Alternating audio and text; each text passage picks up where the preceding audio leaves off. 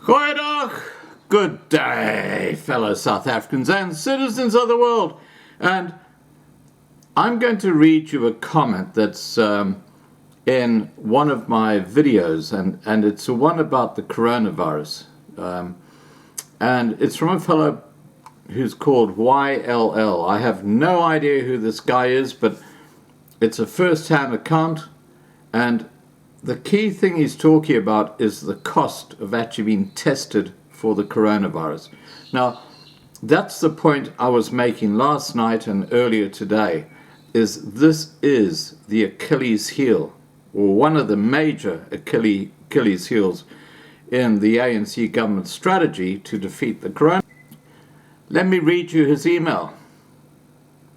Hi Scott, I have been in contact with you before.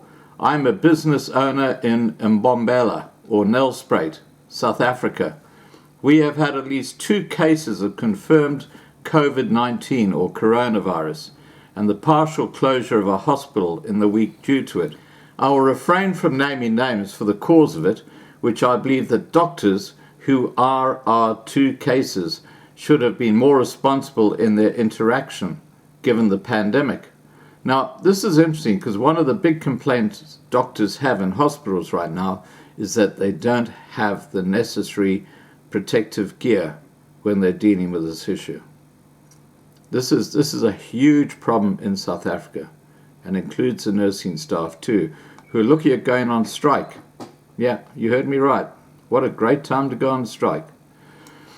Anyway, he continues by saying, but they are who they are, apparently. By the way, I personally know both, and there is a third, possibly a doctor, that is also known to me, and his test has not been made public. Thus, it could be 3 in my town or city alone. My situation currently is that I spend the whole day in bed sleeping, since I was knocked out cold and had to cancel all meetings locally and a flight to Cape Town, which unduly and seriously affects my income. I have no choice but to self-quarantine myself, and my wife at this point, since my business involves being in very close quarters with a number of people on a daily basis, and I'm currently displaying all the symptoms of this coronavirus, my avenues of actual work in a paralegal field and that of my wife as a lecturer have been cut short since everything has been shut down. Therefore, no income, no possibility of movement, save via my writing and her designs. That is the sad story where we are right now. Please note that I am never sick and do not get into bed and sleep all day, ever. Today actually shocked me, and all my cancellations on meetings urge me to get myself tested for the virus. Herein lies the problem. The test costs 1,400 Rand per testing, which is a serious amount of money in South Africa at this point.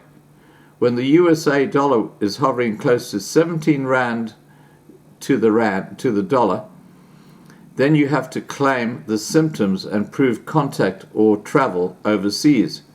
It should be noted that we as South African citizens must and have an obligation to ensure that we do not waste our money on frivolous expenses. Therefore, I will not go for the test, although I am very sure that I might have the virus. Did you hear that? This is a guy who's got a business. He thinks he's got the coronavirus, but because it's going to cost him 1,400 Rand to get tested to see if he does or doesn't, he's saying, stuff it, I'm not going to do it. This is the Achilles heel, apart from the taxi services that are just a petri dish. This is the Achilles heel in identifying the coronavirus in South Africa. The government should be funding the cost of these tests, but they're not, except if you go to certain public hospitals. And there apparently people have been turned away and told to go and sit down for a week and see how you feel, and then maybe come back and we'll have a look at it again. That's how absolutely delinquent the public health system is in South Africa. Anyway, let's continue with what this fellow says. Wherefore I am in self-quarantine, but I am unsure as to where my business will be thereafter. I am, however, looking at editing, designing, and translation work while I am finishing the draft of my book. Any ideas will be appreciated. Well, you know, what I would like to do with this guy is to have a live stream with him.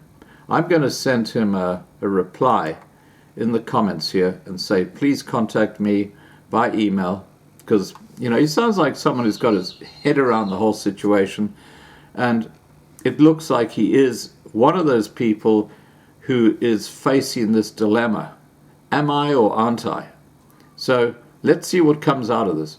All right, guys, please remember to subscribe to be kept informed. Ring the bell for the updates. Please like this video. Please share this video. And above all, please stay safe.